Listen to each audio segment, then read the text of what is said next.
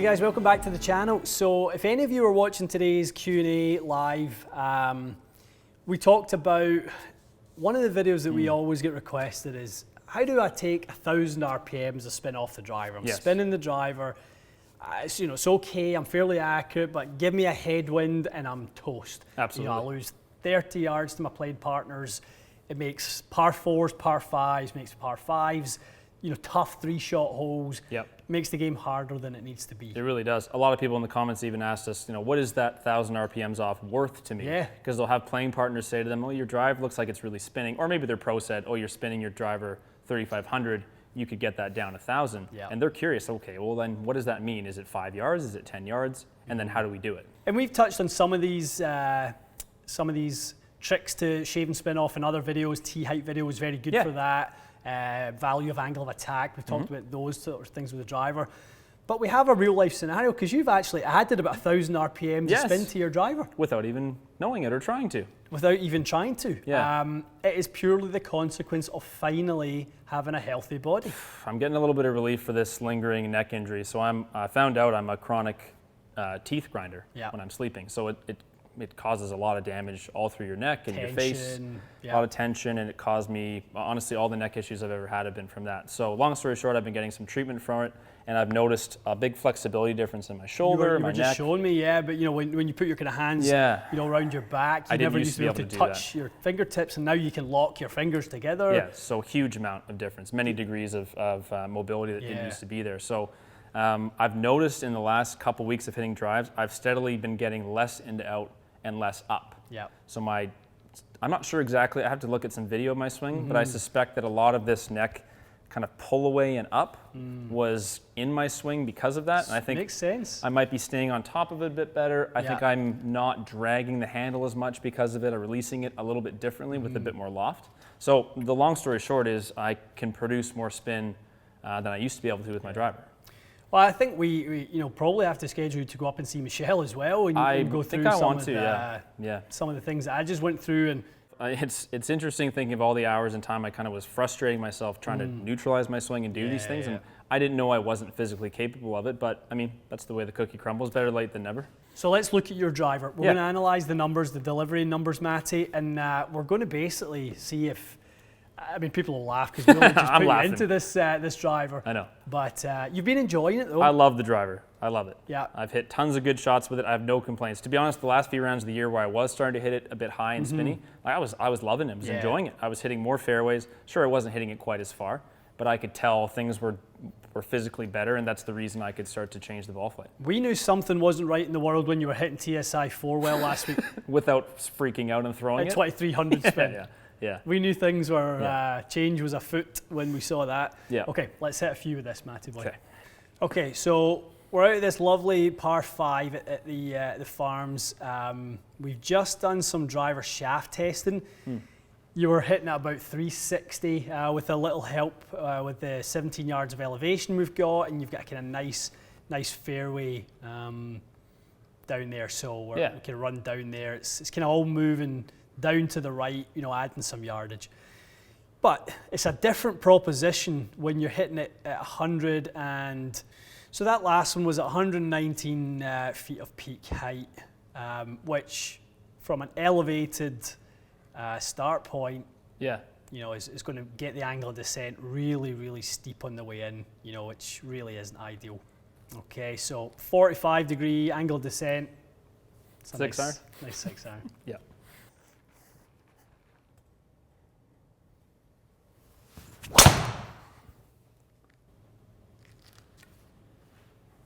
Looks all too familiar to the spinny players amongst us. And that one wasn't terrible. That was 2850, but certainly higher than I would be looking for. Yeah. I mean, the strikes are high quality. They feel good, yeah. They're really good. We're seeing that ball just stalling. So there's the, I never realized that before. It's because you were hitting it so far past it. So your golf ball's going up there, hitting its high peak, and it's landing on this shelf here. Oh, so like an upslope. Right there, yeah. So there's another little bit. If you get the little speed slope, you'll get another several yards. But right now you can't get it because obviously you're carrying too much spin. Okay, give us one more. Okay.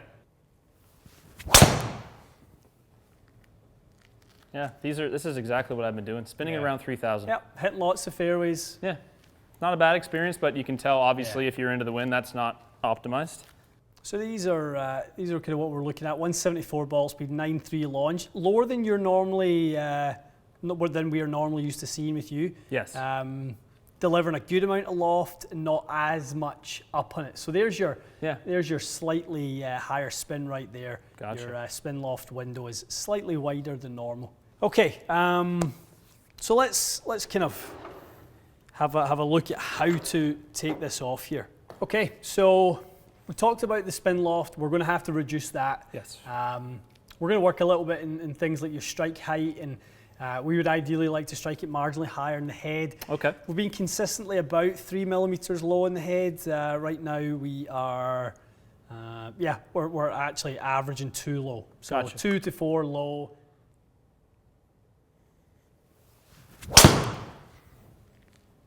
Well, that's lower spin, my friend. Wow, what a difference.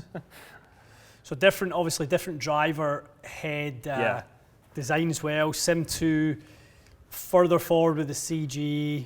Yeah, ball speed jumps up there. That's an extreme difference. It's an extreme difference, yeah, which is good. I mean, you always hear me talk about that, don't you? You want to make that extreme difference and then rein that back in. That descent angle looks like about half where you started. It was about that, yeah. It was like 55. 50 something, yeah. That's crazy. Yeah. So strike height moved up a little bit, not much, 2 dimples. But it makes a difference, right? It does make a difference. Obviously, dynamic loft is very different. We know we don't want you, or we're not asking you to change your swing. Yes. We're just going to put you a more effective golf club in your hands. That might be the extreme, but that's really cool to see, though. That's what can be done. And I think if someone came in here spinning at 4,000, you'd probably find that this gave them the perfect window. You'd be right there. You compare the 2 trajectories. That's really interesting. All of a sudden you're right there. Very cool.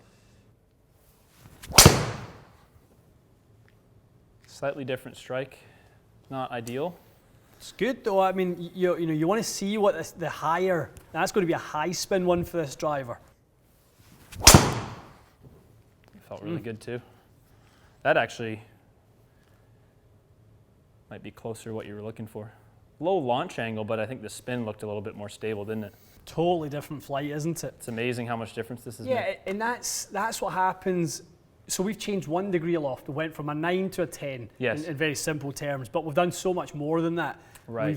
We've changed the center of gravity position. Yep. We're playing around with the kind of head, obviously different shaft, head shaft combination as well. Yep. Strike point is now in a much better spot on average. So yeah, it was a couple millimeters higher, right? Incrementally, but it's the dynamic loft. That's the big kicker. Amazing. And that's what we always talk about. Lower loft giving you more ball speed. It's a more square blow. So, okay, let's kind of modify this. So we dial it back a bit from this being a bit too extreme kind of thing? We can for sure.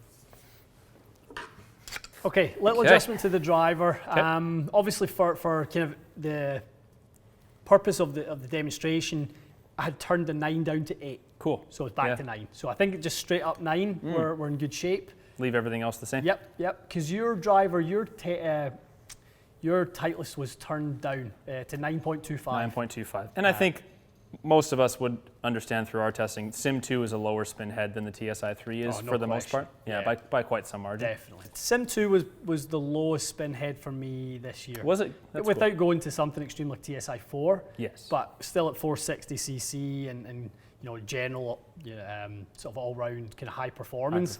Yeah. Sim 2 was the lowest spin. Very cool.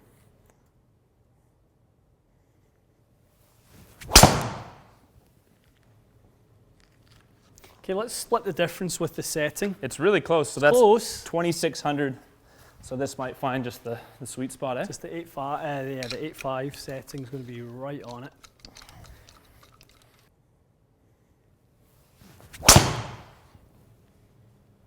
Yeah, I mean that's up there but flat. It's perfect. Right, so it's going to carry over that ridge. It's going to be a little bit Bounce left. Right. I mean, I'd still be happy with it. The flight was really perfect. Good. That flight was so perfect.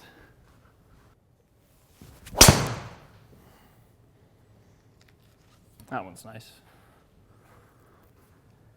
It's a great flight. Yeah. So really nice, obviously making, the most of that into the headwind. So let's turn that off now. Sure.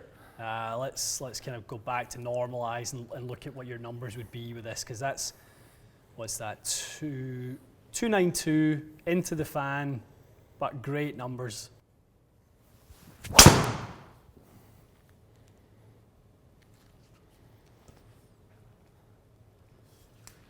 Oh, so close, isn't it? That was good. That was hit well. Oh, it was quick too. Mm-hmm.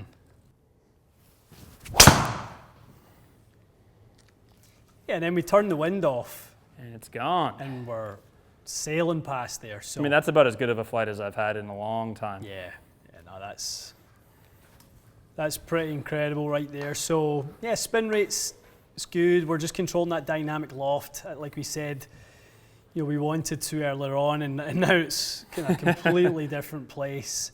So that one there, that's obviously the launch being a bit lower is just the way my swing is, but getting that spin to 2,000 is really what you shaved 1,000 off of it. I was averaging about 3,000 with mine, and that's what 1,000 spin will do for you. That's exactly it. That is exactly it. So yeah, taking that down, obviously launch came down a little bit, but it's kind of where it needs to be, and then obviously we're picking up some distance. So it's managing the variables, guys. It's managing the loft, the center of gravity location around what the player is doing. It's not about changing the player. It's not about asking them to hit up on it more and completely change their delivery. You work with what the player has, and you absolutely make the best of it. Yeah. Your head it's been great for what you've always done, but you're dealing with something entirely different. Definitely. We've worked together for 3 years, and we've never seen you have your angle attack where it's at right now. Never, no. It's very, very different. Yeah. So I think the next, lucky for us, we have the winter to tinker with it, but I think for sure you'd recommend whatever I do, it's down a degree in loft. Yeah. Don't start with a 10 degree. Definitely. And whether that can be something I use the Titleist head for, or if I go with something like the Sim, remains to be seen. Love it, guys. I know a lot of you will be watching this going, this is me. I'm the high spin player. We're getting into the kind of winter season for most of us, so it does tend to be quite windy if you're still getting to play. And have a look at things like this, getting on a launch monitor, look at your dynamic loft, look at our testing of these drivers, see where the center of gravity is on them. We're not going to a low launch shaft, low spin shaft to get this. We've got a shaft in there that we know you really like to feel the timing of and things like that. We went to left dash Pro V1 next golf ball. Helps a little bit too, Helps a little bit with that stuff as well. So you push lots of little buttons, those marginal gains that allow you to make incremental improvements, and you end up with a nice result like that, another 29 yards or so on there. That was a fun test. It's good, excellent. Okay, guys, stay tuned for more of these kind of real on-course situations. We'll think up as many as we possibly can. If you guys have any that you'd love us to test, please leave them in the comments. We'd love to hear what it is that you guys are struggling with, that we can simulate and maybe break down the science behind why that's happened for you and maybe how to navigate around it. That'd be so good, yeah. Good stuff. Okay, stay tuned for more. We'll see you again soon.